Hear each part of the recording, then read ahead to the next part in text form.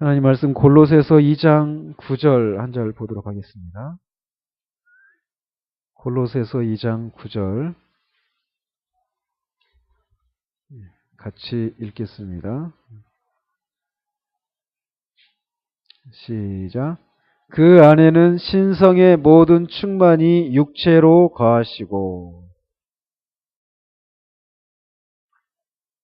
자, 우리가 지난주에는 예수 그리스도의 신성의 증거들을 성경을 통해서 우리가 살폈고, 오늘은 예수 그리스도께서 인성을 소유하신 분이시다라고 하는 것에 대해서 말씀을 보도록 하겠습니다.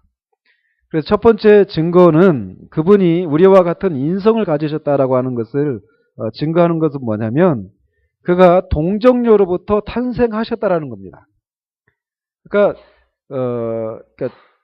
출생, 그러니까 잉태되는 과정은 성령께서 역사하셔서 초자연적인 방식으로 죄의 오염이 또 죄가가 그에게 전달되지 않도록 하는 그런 초자연적인 방식으로 잉태하셨지만, 그 태 속에서 자라고 밖으로 이렇게 출생해서 나오는 그 과정, 그 이후에 성장하는 그 과정, 모든 과정들은 다 우리와 똑같은 그런 과정을, 자연적인 그런 과정을 밟으셨습니다. 그래서 그가 동정녀로부터 탄생하셨다라는 거예요. 마리아의 몸에 있다가 탄생하셨다라는 것이죠. 그래서 예수님의 몸이 어떤 그 영지주의자들이나 어떤 독해시즘이라고 하는 거, 가현설주의자라고 하는 그런 사람들이 주장하는 것처럼 환영이 아니라 실제로 인간의 본성을 취하셨다라는 겁니다. 그래서 인간의 본성이다라고 말할 때는 육체와 영혼을 가리킵니다. 그래서 이 육체와 영혼을 취하셨다라는 거예요.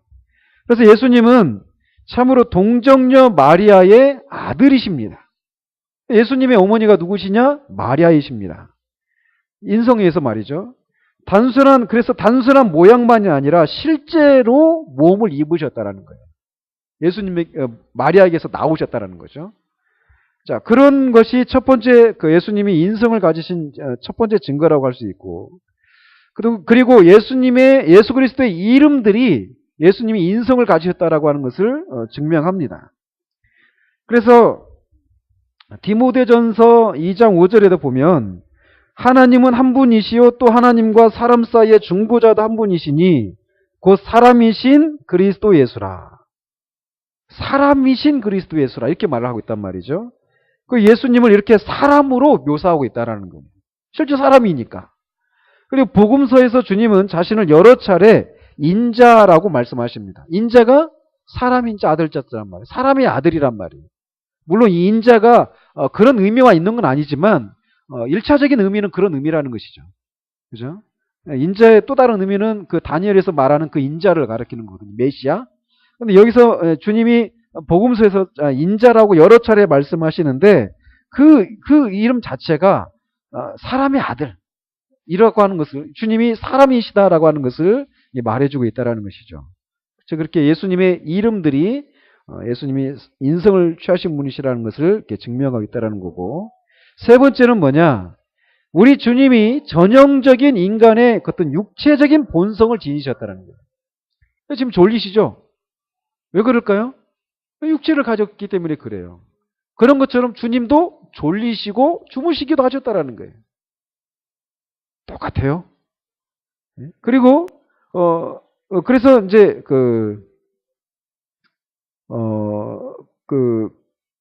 보면은 요한복음 1장 14절에 말씀이 육신이 되어, 또 히브리서 2장 14절에 그도 또한 같은 모양으로 혈과 육을 함께 지니셨다, 이렇게 말을 합니다.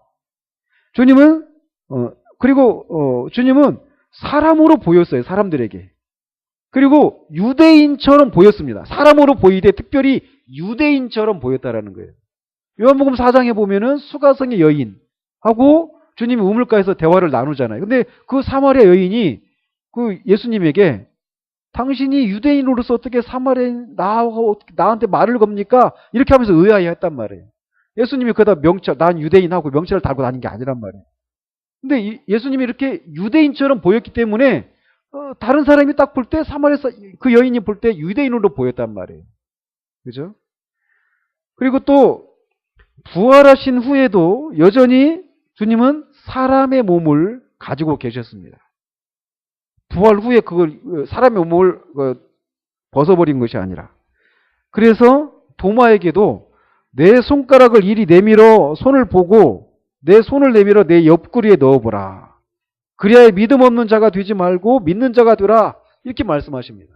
그 제자들이 모여있는 자리에 나타나서도 막 귀신인가 유령인가 이렇게 생각할 때 영은 살과 뼈가 없으되 너희 보는 바와 같이 나는 있느니라 이렇게 말씀하십니다. 그리고 뿐만 아니라 성경은 주님이 영광 가운데에도 몸을 가지고 계시다라고 말하고 있어요. 부활하신 후에도 몸을 가지고 계시지만 영광 후에도 몸을 여전히 가지고 계시다라는 겁니다.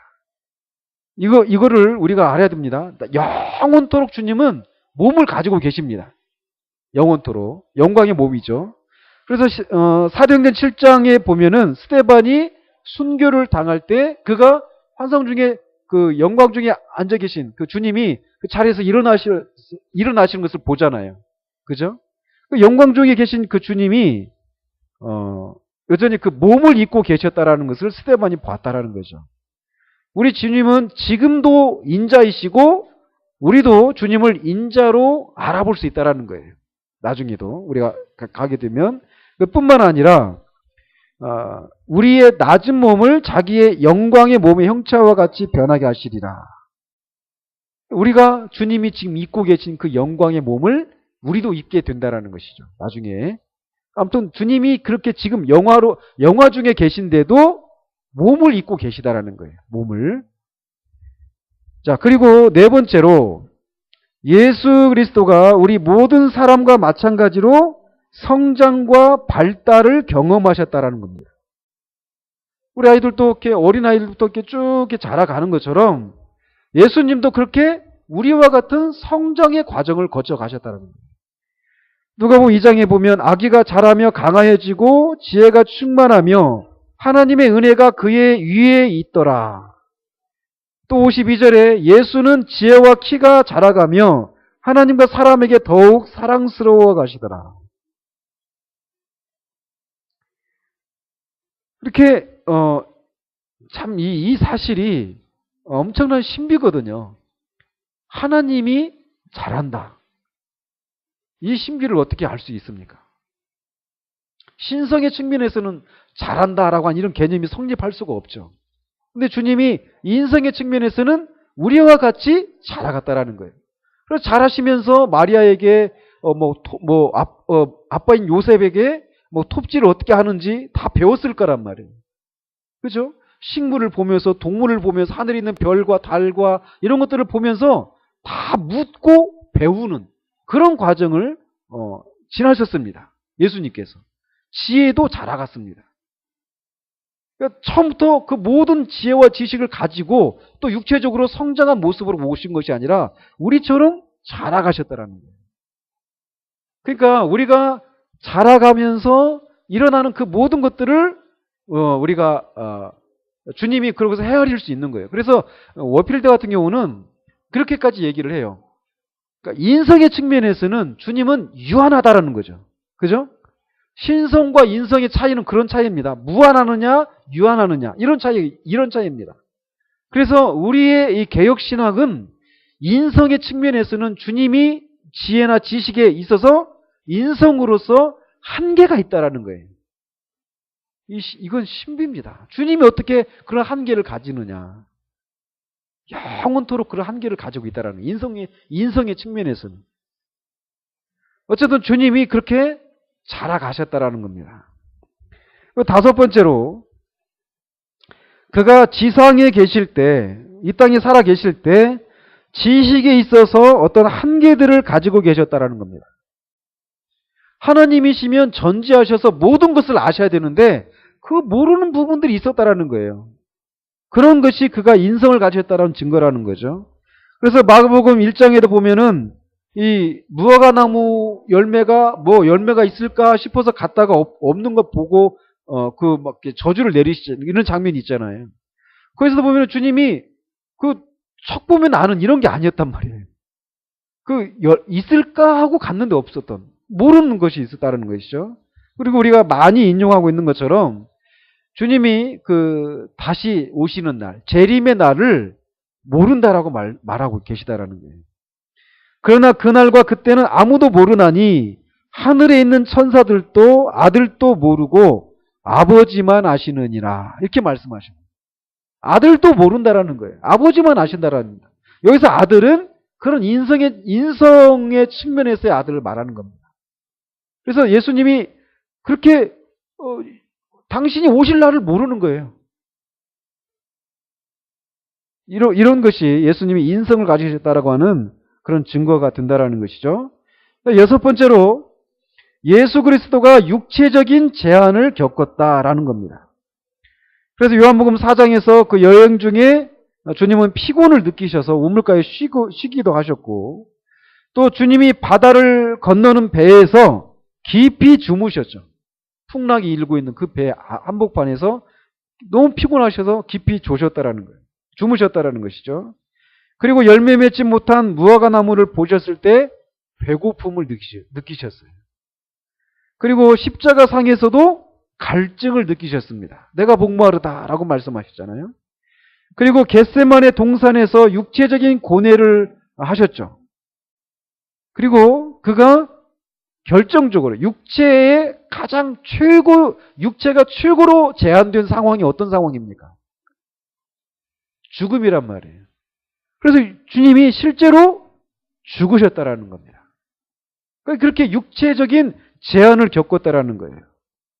이렇게 죽음이라고 하는 것은 육체적 한계를 겪으셨다는 그런 것에 대한 죽음이라는 육체적 한계를 겪으셨다는 사실이야말로 우리 주님의 인성에 대한 어떤 결정적인 증거가 된다라고 말하고 있죠. 자, 그 다음 일곱 번째로 예수님이 인성을 가진 증거는 뭐냐? 예수님이 시험을 받으셨다라는 거예요. 이것과 관련해서 뒤에서 한 번 더 말씀을 드리겠습니다. 히브리서 4장 15절에 보면 모든 일에 우리와 똑같이 시험을 받으신 이로되 죄는 없으시니라 이렇게 말씀하셔요. 죄가 없는 측면에서는 우리와 다르신 분이시지만 그분은 우리와 같은 시험을 받으셨다. 인성을 가지시고 계시기 때문에 시험을 받으셨다는 거예요. 죄는 없지만. 이것을 이제 뒤에서 한 번 더 이렇게 말씀을 드리도록 하겠습니다. 여덟 번째로 예수님이 인성을 가졌다는 증거. 예수님이 기도할 필요가 있었다라는 거예요. 기도가 필요했다는 사실은 예수님이 참된 인성을 가지셨다라는 절대적인 그런 증거가 됩니다.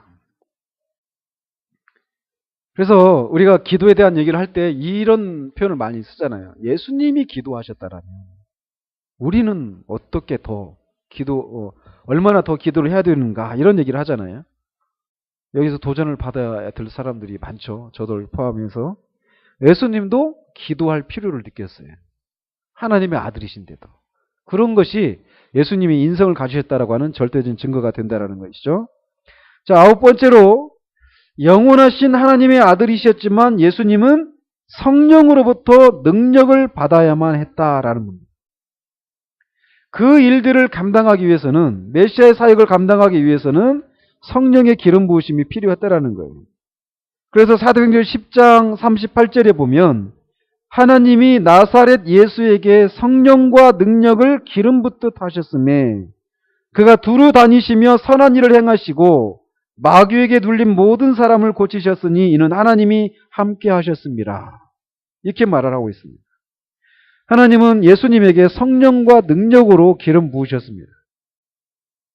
이 일이 우리가 예수님이 세례를 받으셨을 때 성령께서 그 위에 임하셨던 그 사건 중에 하나입니다. 메시아 사역을 비로소 공개적으로 이제 시작을 하시잖아요.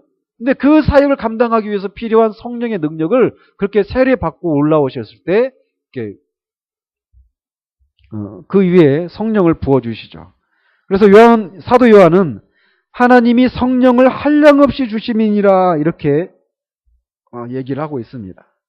예수님이 성령의 능력을 필요로 했다라는 거예요. 신성만 가지셨다라면 성령의 능력을 필요가 없죠. 왜? 그분 자체가 이미 하나님이시기 때문에 동일한 능력을 가지고 계시단 말이죠. 그죠? 근데 성령의 능력을 따로 받았다는 얘기는 그분이 인성을 가지셨다라고 하는 그런 증거가 된다라는 것이죠. 여기서도 우리가 또 얘기할 수 있어요. 예수님이 그 일을 감당하기 위해서 성령의 능력을 필요로 했던 것처럼 우리는 또 어떻게 하느냐 이런 거죠. 우리도 마찬가지입니다. 성령의 능력이 우리 가운데 없으면 우리는 주님을 위한 삶을 한 걸음도 살아갈 수가 없다라는 거예요. 자, 10번째로 예수님이 인성을 가지신 10번째 증거는 뭐냐면 예수님이 하나님을 내 하나님이라고 칭했다라는 사실입니다. 그래서 요한복음 20장 17절에 예수께서 이르시되 나를 붙들지 말라 내가 아직 아버지께로 올라가지 아니하였노라 너는 내 형제들에게로 가서 이르되 내가 내 아버지 곧 너희 아버지 내 하나님 곧 너희 하나님께로 올라간다 하라 하시니 언제가 이 말씀 이 구절을 한번 인용해 드린 적이 있어요. 기억나십니까? 주로 오전 예배 때 주님이 이 세상을 창조하셨을 때 목적하셨던 것들이 뭐냐면 주님은 여러 아들을 가지시는 것을 목적으로 하셨다라고 말씀드렸잖아요. 그죠? 여러 아들을 가지시는 것을 하나님이 그 목적을 하셨는데 여러 아들을 갖는 방법이 뭐냐? 뭡니까? 그러니까 예수님은 하나님의 독생자잖아요. 근데 하나님이 여러 아들을 가지려면 예수님의 형제들이 필요한 거잖아요. 그죠?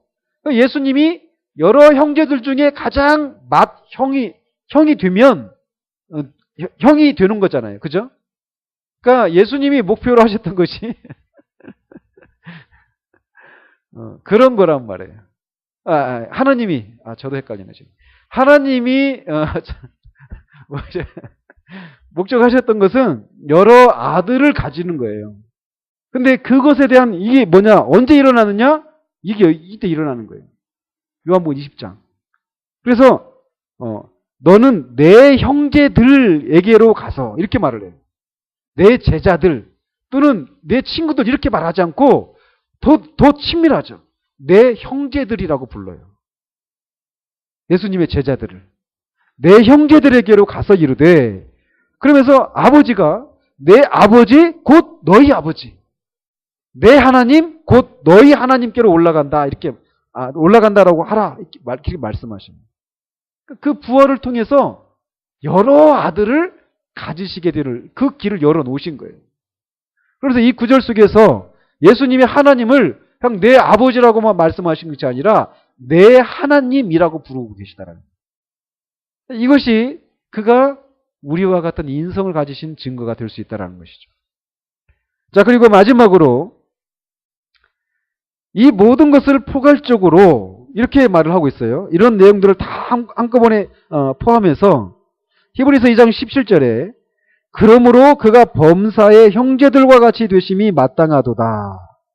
이는 하나님의 일에 자비하고 신실한 대제사장이 되어 백성의 죄를 속량하려 하심이라 라고 말씀하고 계십니다.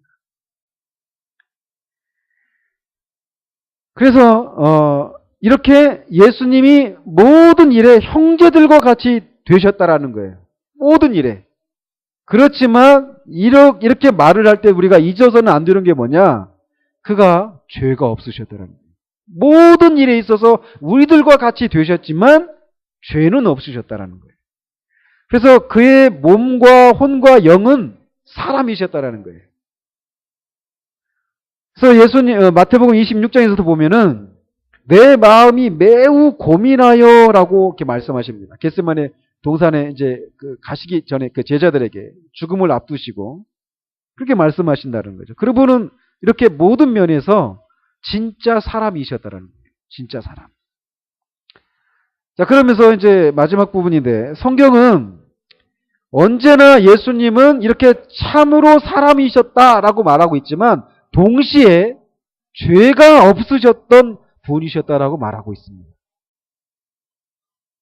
그래서 누가복음 1장 35절에 있는 것처럼 나실 바 거룩한 이는 하나님의 아들이라 일컬어지리라 이렇게 말을 하죠. 이게 이렇게 태어나실 때도 죄가가 죄에 대한 책임과 죄에 대한 오염, 이것이 주님의 인성에 전달되지 않도록 성령께서 역사하셨죠. 거룩한 이는 나실 바 거룩한 이는 하나님의 아들이라 일컬어지라. 그렇게 성령께서 역사하셨기 때문에 그는 태어날 때부터 거룩한 이로 태어나셨습니다. 죄가 없는. 그리고 나중에도 보면 사람들에게 요한복음 8장 46절에 보면 누가 나를 죄로 책잡겠느냐 이렇게 말씀하십니다. 사람들한테 그렇게 도전을 하셔요. 누가 나를 죄로 책잡겠느냐 이렇게 말씀하셔요. 죄가 없으시다는 것이죠. 태어날 때도 죄가 없었지만 이렇게 이미 성인이 되어서 공생의 그 사역을 감당하고 계셨을 때 그 시간들 동안에도 여전히 죄를 짓지 않았던, 누가 나를 죄로 책잡겠느냐 이렇게 도전을 하셨다는 것이죠. 또 사도도 고린도후서 5장 21절에서 하나님이 죄를 알지도 못하신 이를 우리를 대신하여 죄로 삼으신 것은 우리로 하여금 그 안에서 하나님의 의가 되게 하려 하십니다. 죄를 알지도 못하신 이라는 거예요. 주님은 죄가 뭔지 죄를 지은 적이 없으신 분이십니다. 자, 이 표현을 제가 뒤에 가서 더 구체적으로 말씀을 드리겠습니다. 히브리서 4장 15절에 보면 예수님은 모든 일에 우리와 똑같이 시험을 받으신 이르되 죄는 없으시니라 이렇게 말씀하십니다. 또 흠없는 자기를 하나님께 드린 그리스도, 아무런 흠도 죄도 없으신 분이시라는 거예요. 그래서 우리가 구약에서 제사 제도를 볼 때 그 희생 제물이 항상 조건이 뭡니까? 흠이 없어야 된다라고 하잖아요. 흠이 없어야 돼요. 흠이 없는 겁니다. 또 요한일서 3장 5절에 그에게는 죄가 없느니라 이렇게 말씀하고 계시고, 베드로전서에서도 그는 죄를 범하지 아니하시고 그 입에 거짓도 없으시며 이렇게 말씀하고 계십니다. 그러니까 우리와 똑같은 그런 인성을 가지셨지만, 육체 한계 그 모든 것들을 다 가지고 계시지만 죄가 없다라는 거예요. 날 때부터 죽으실 때까지 죄가 하나도 없으시다라는 것입니다. 자, 그래서 성경은 그런 표현을 그렇게 하는 거예요. 예수 그리스도가 죄 있는 육신의 모양으로 오셨다라고 말하는 거예요. 그러니까 예수 그리스도가 죄 있는 육신으로 오신 것이 아닙니다. 성경은 예수 그리스도가 참으로 사람이었다라고 주장하지만 절대로 그가 육신에 속한 존재라고 말하지 않습니다. 육신에 속한 자는 어떻습니까? 하나님을 섬길 수 있습니까? 기뻐합니까? 율법을 지킬 수 있습니까? 아니란 말이에요. 그 로마서 8장 7절에 있는 것처럼 육신에 속한 자는 하나님을 기쁘시게 할 수가 없어요. 그런 측면에서 주님이 육신에 속한 자로 온 것이 아닙니다. 그런 측면에서 죄 있는 육신의 모양으로 오셨지만 죄 있는 육신으로 오신 것은 아니라는 거예요. 이게 굉장히 중요한 부분이에요. 그래서 유욕은 왜 그러냐? 유욕은 인성의 필수적인 부분이 아니기 때문이다.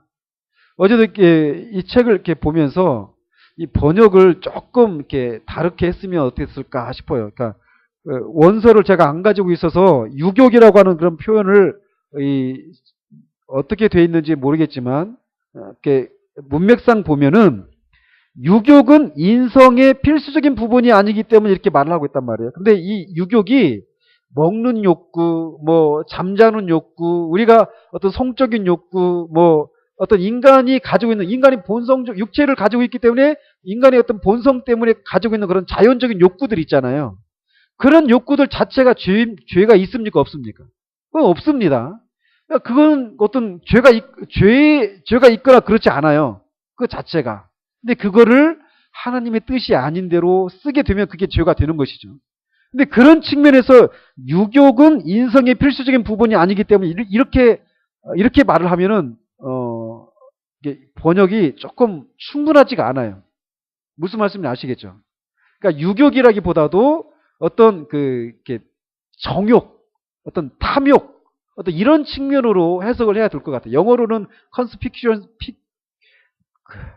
있어요. 아무튼 그 단어를 이렇게 번역한 것 같은데 유욕이라고 번역을 하니까 자칫 잘못하면 인간이 가지고 있는 어떤 본성적인 욕구들, 이것들은 인성의 필수적인 부분이 아니기 때문에 이렇게 말을 하면은 잘못된 거잖아요. 그죠? 그건 참된 인성이 아니니까. 그죠? 근데 어쨌건 예수님은 육신에 속한 존재가 아니었습니다. 아담이 처음에 완전하게 창조되었을 때 그는 사람이었지만 유욕적이지 않았습니다. 아담이 처음 창조될 때 유욕적이라는 말을 이렇게 잘 헤아려서 들으시기 바랍니다. 아시겠죠? 자연적인 욕구를 말하는 게 아니에요. 그것이 타락한, 왜곡된 그런 것을 말하는 겁니다. 자, 그러면서 마리아에게 임하신 성령의 작용으로 인해서 우리 주님이 마리아에게서 인성을 취하셨기 때문에 그는 사람이시지만 죄는 없으시다는 거예요. 그래서 우리 주님은 참 사람이셨기 때문에 시험을 받으셨습니다. 죄가 없는 사람이시지만 시험을 받으셨다라는 거예요. 왜 그럴까요? 야고보서 1장 13절에 보면 이런 말씀이 있어요. 하나님은 악에게 시험을 받지도 아니하시고 친히 아무도 시험하지 아니하시느니라. 그런데 예수님이 시험을 받으셨다는 얘기는 하나님으로만 계신 것이 아니라는 것을 말해주는 거죠. 그죠? 인성을 가지셨다라고 하는 증거예요. 예수님이 시험을 받으셨다는 자체가 하나님은 악에게 시험을 받지도 아니하시고 이렇게 말씀하고 계시다는 말이에요. 근데 예수님이 마귀에게 시험을 받으셨잖아요. 그걸 봤을 때는 예수님이 인성을 가지셨다는 것을 말해준다는 것이죠. 주님은 참 사람이셨기 때문에 시험을 받으셨지만 죄는 없으셨습니다. 더 나아가 예수 그리스도가 타락의 영향을 받지도 않으셨다라고 말할 수 있습니다. 이 굉장히 중요한 부분입니다. 우리 주님은 단지 죄를 범하지 않을 수 있었던 것만이 아니라 죄를 지을 수도 있고 짓지 않을 수도 있는 이런 상태가 아니라 죄를 범하는 것 자체가 불가능했다라는 거예요. 자, 여러분들이 제가 이런 얘기를 하면은 이제 질문이 하나씩 생겨나야 됩니다. 자, 이 표현을 잘 보십시오. 권사님 한번 질문해 볼게요. 예수님이 죄가 없으시잖아요. 그죠? 근데 죄가 없으시다라고 할 때 그 말이 어떤 의미인지 한번 둘 중에 하나를 택해 보십시오. 하나는 뭐냐? 죄가 없으시다 이 표현은 죄를 지을 수는 있는데 짓지 않았다라고 하는 측면에서 죄가 없다. 이것과 아예 죄를 지을 수 있는 가능성조차 없는 죄로 태어나셨다. 네? 2번입니다. 근데 2번이 답인데 권사님 너무 쉽게 대답을 하시는데 이 답에 오기까지 우리 안에서 질문이 생겨야 돼요. 어떤 질문이 생길까요? 이 사람이신데 죄를 지을 수 없는 그런 인성을 취하셨다. 그러면은 우리와 똑같지가 않잖아요. 그러면 우리를 대신해서 어떻게 중보하실 수 있고 구원받은 이후에도 우리가 주님이 대제사장으로 계시면서 우리를 체휼하시고 우리를 중보하고 계시자는 말이에요. 그런 것들이 어떻게 가능하느냐? 우리와 다른데. 그죠? 그러니까 그런 생각을 해보면 어때요? 죄를 지을 수 있는데 우리처럼 그분이 죄를 짓지 않았다. 성령의 그 능력을 힘입어서 죄를 짓지 않았다. 이렇게 말하는 게 더 합리적인 것 같잖아요. 그죠? 무슨 말씀인지 아시겠어요? 근데 그분은 죄를 짓지 않은 정도가 아니라 아예 죄를 지을 수 있는 가능성조차가 없었다라는 거예요. 죄를 짓는 것 자체가 불가능했다라는 겁니다. 그래서 이게 이제 아담은 어떤 상태입니까? 그러면 아담은 죄를 지을 수도 있고 짓지 않을 수도 있는 그런 상태죠. 근데 주님은 두 번째 아담이시잖아요. 두 번째 아담이시면서 마지막 아담이셔요. 이 마지막 아담이신 예수님은 어때요? 첫 번째 아담과 이런 측면에서 다르다라는 거예요. 이 아담, 그 맨 처음에 창조된 아담은 죄가 있었습니까? 없었습니까? 없었습니다. 그죠? 죄가 없었지만 죄를 지을 수도 있고 짓지 않을 수도 있는 그런 상태였어요. 근데 그렇게 왔을 때 아담이 그 하나님의 계명을 지킬 수가 없었죠. 실패했단 말이에요. 그러나 이 마지막 아담으로 오신 예수님은 이 첫 번째 아담과 그런 측면에서 달라요.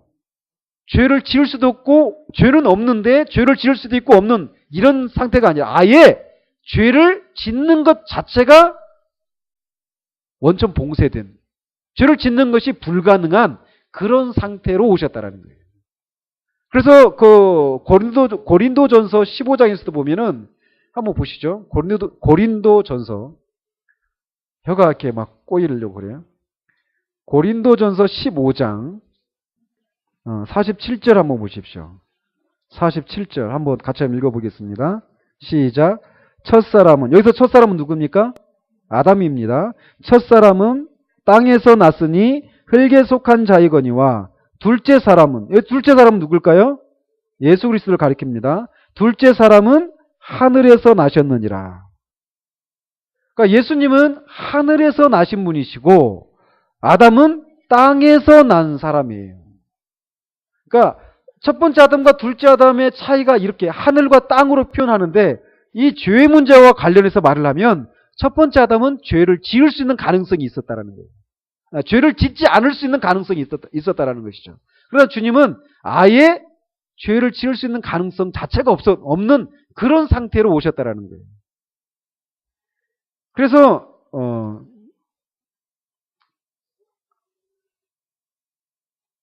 그런 상태로 오셨다라는 것이죠. 왜 이게 중요하냐면, 그러면 이제 이런 질문이 생기잖아요. 아까 말씀드린 것처럼 예수님이 정말 죄를 지을 수 없는 그런 인성을 취하셔서 오셨다라면 시험이 무슨 시험이 드느냐라는 것이죠. 그죠? 시험거리가 될까요? 죄가 없는데? 죄를 지는 것 자체가 불가능한데 어떤 시험거리가 되느냐고요. 근데 된다라는 겁니다. 죄가 없는 상태에 있던 아담도 어때요? 시험을 받았잖아요.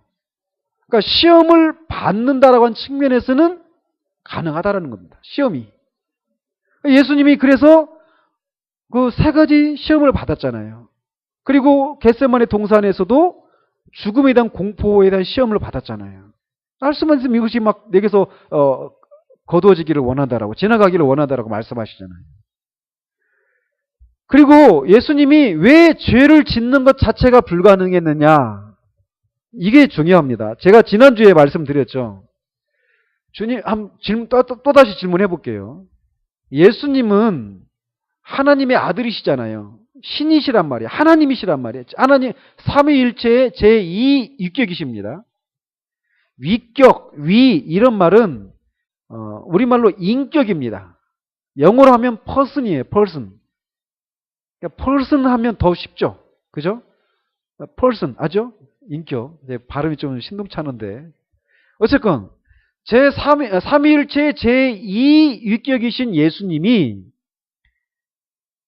사람의 인격을 취하셨다, 또는 사람의 인성을 취하셨다. 이 둘 중에 뭡니까? 인성입니다. 인격과 인성은 다를까요? 같을까요? 너무 어리석은 질문이죠. 다릅니다. 어떻게 다르냐? 인격은 어떤 생각을 하고 어떤 감정을 느끼고 어떤 것을 선택하고 어떤 것을 행동을 옮기는 그런 인격이 주체예요. 그렇게 할 수 있는 주체가 인격입니다. 아시겠죠? 인성은 그런 인격이 없는 상태예요. 인성은. 그래서 그냥 몸과 영혼, 그래서 몸의 기능, 영혼의 기능, 이런 것들을 가지고 있죠. 근데 이 죄를 저지른다, 또는 선을 행한다라고 할 때는 인성이 행하는 겁니까? 인격이 행하는 겁니까? 인격입니다. 그래서 인격은 뭐예요? 그죠? 내가, 자 이렇게 표현하는 거예요. 그러니까 예수님이 신이시잖아요. 신으로서의 인격을 가지고 계셔요. 그래서 줄여서 뭐라고 합니까? 신격. 그죠? 신으로서의 인격을 가지고 계셔요. 그래서 신격이라고 말해요. 그 신격, 제2 위격이신, 위격이 인격이라고 말을 했어요. 제2 위격이신 이 성자 하나님이 이미 어때요? 어떤 걸 갖고 계십니까? 신으로서의 본성인 신성을 가지고 계신단 말이에요. 그죠? 근데 그분이 뭘 취하셨다고요? 인성을 취하신 겁니다. 그래서 제가 지난주에도 말씀드렸죠. 막 여러분들이 사투를 벌이실 때 말씀을 드려서 기억이 나실지 모르겠지만 예수님이 그리스도가 취하신 인성은 무인격적 인성이다. 기억나십니까? 그리스도가 취하신 인성은 그런 거예요. 인격이 없는 인성을 취하신 것입니다. 그러면은 그러면 그리스도는 인격이 몇 개입니까? 한 인격입니다. 어떤 인격? 신격. 그죠? 신격으로서 인격이 하나 있어요. 근데 그 안에 특이하게도 신성만 있는 것이 아니라 인성도 가지고 계신 거예요. 그 신성과 인성이 어떻게 그 안에 있느냐, 이건 이제 다음 주에 말씀드리겠습니다. 이것에 대한 이해 때문에 2단으로 가는 거예요. 이게 굉장히 중요한 내용이에요. 그러니까. 자, 그러면 예수님은, 그리스도는 이 신격이면서도 신격이신데, 그러니까 신격과 인격, 두 인격이 있는 게 아닙니다. 한 인격, 신격으로서 한 인격 안에 신성과 인성, 두 본성이 있죠. 그래서 이거를 일위, 이성 이렇게 표현하기도 합니다. 위는 인격을 가리키는 거예요. 일위, 일인격, 한 인격 안에 이성, 두 개의 본성을 가지고 계시다는 거예요. 예수님의 인격이에요. 근데 그런 인격이 세상에 있습니까? 없습니까? 예수님만 그런 인격을 가지신 거예요. 그래서 그 예수님을 신인이라고 말을 합니다. God-man. 그래서 신인격이다 이렇게 표현을 해요. 그런 예수님의 인격을. 자, 그러면은 그 예수님이 인격을 가지셨다는, 인격의 어떤 뭘 선택하고 행동으로 옮기는 그런 의사결정의 주체란 말이에요. 인격이. 그러면은 그 예수님의 인성을 통제한다? 그 인성을 주장하는 인격은 어떤 인격이에요? 신인격이죠. 그죠? 그럼 신인격인데, 신격이란 말이에요. 신격인데, 인성과 같이 있어서 신인격이라고 하는데, 어쨌든 그분은 신이시란 말이에요. 하나님이시란 말이에요. 하나님이 죄를 지을 수 있습니까? 그거 자체가, 하나님이 그러면 죄를 지을 수 있는 가능성이 있어요? 없어요? 아예 없습니다. 그죠? 그리스도가 그런 인격을 가지신 분이시란 말이에요. 죄를 지을 수 없는 신이신 그분이 인성을 취하신 거예요. 그러니까 인격의 통제를 받지 않는 인성, 이게 있습니까? 없습니까? 없습니다. 마찬가지예요. 우리가 죄를, 아까도 우리 점심시간에 잠깐 얘기했잖아요. 우리가 거듭날 때 뭘 받습니까? 성령을 받고 이것과 관련해가지고 새로운 본성을 우리가 가져요. 우리 인성은 이미 갖고 있어요. 우리가 새로운 본성을 갖는데 그 본성이 어떤 본성이에요? 신적인 본성이에요. 그죠? 그러니까 베드로 사도가 우리가 신의 성품에 참여한 자가 되었다라고 말할 때 그런 의미입니다. 우리 안에는 어때요? 본성이 두 본성이 있습니다. 옛 본성, 새 본성 이렇게 말을 할 수 있어요. 그죠? 그러나 그 본성을 가지고 있는 우리는 몇 명입니까? 우리는 여전히 하나입니다. 나라고 하는 인격은 하나예요. 근데 그런 인격 안에 거듭난 사람은 새로운 본성을 가지고 있는 거예요. 그래서 우리가 죄를 지었어요. 그러면 하나님 앞에 이렇게 책임질 수 있습니까? 나는 죄를 짓지 않으려고 했는데 내 옛 본성이 죄를 저지르게 했어요. 얘가 문제예요. 이렇게 말할 수 있어요? 누가 죄를 저지른 겁니까? 나예요. 왜? 인격의 주체가 나니까. 나. 행동의 주체가 나. 인격인 나니까. 아시겠죠? 그런 것처럼 그리스도가 신격을 가지신 분이시란 말이에요. 그분이 인성이 인격의 통제를 받지 않는 일이 없단 말이에요. 항상 인격의 통제를 받게 되었단 말이에요. 그러니까 죄를 모르는 신격을 가지신 분이 인성을 취하셨기 때문에 죄를 짓는 것이 가능하다? 가능하지 않다? 불가능합니다. 그래서 불가능한 거예요. 아시겠죠? 그런데 그러면 어떻게 그분이 우리의 중보자가 되실 수 있느냐? 죄가 없는 아담도 시험을 받았던 것처럼 예수님, 그런 인성을 가지신 분, 인격이 없으시지만 인성을 가지셨기 때문에 시험이 시험이었다라는 거예요. 다만 그 시험을 이길 수 있었던 것이죠. 시험이 아닌 것이 아니라는 거예요. 그러니까 우리를 대신한 중보자가 되실 수 있는 거예요. 그리고 또 만약에 이런 식이 아니었다라면, 그래서 죄를 짓는 것 자체가 불가능한 그런 상태로 오시지 않았다라면, 즉 아담과 같은 그런 상태로 오셨다라면, 주님이 죄인들을 구원하시기 위한 이 구속 계획이 실패의 가능성을 가지고 있습니까? 없습니까? 있게 되는 거죠. 그럼 예수님이 마지막 아담이 아니게 돼요. 하나님의 아들이 오셔서도 죄인들을 구원한 일들이 실패할 수도 있다. 진짜 그래서 실패해버렸다라면 상상할 수가 없는 거죠. 사실은 이런 것 자체가. 그래서 결론적으로 뭐냐? 예수님은 시험을 받으실 수 있는 그런 인격을 가지셨어요. 인성을 가지셨어요. 그러나 인격이 없는, 사람의 인격이 아닌 인성만 취하시고 그 인격 자체는 신격을 가지고 계신 상태로 인성을 취하신 것이기 때문에 그분은 죄를 짓는 것 자체가 불가능했다라고 말하고 있는 거예요. 여기에 하나님의 놀라운 지혜가 있는 거예요. 실패의 가능성이 있습니까? 없습니까? 그러니까 없습니다. 그러니까 예수님이 그 하신 일이, 그래서 우리를 구원하시기 위한 하나님의 그 구속 계획이 완전히 이루어질 수 있는 것이 오실 때부터 그런 분으로 오셨기 때문에, 실패할 수 없는 그런 상태로 오셨기 때문에 그런 것이 가능했다라는 거예요. 그런데 그분이 시험을 받으시면서 또 그 시험에 순종하시는 이런 신비, 그분 안에 그런 신비가 있는 거죠. 그래서 그런 내용들입니다. 그래서 오늘은 여기까지 하고요. 다음 주에 왜 예수님이 신성을 가지시고 또는 동시에 인성을 가지셔야만 했는가? 그것이 뭘 의미하는가?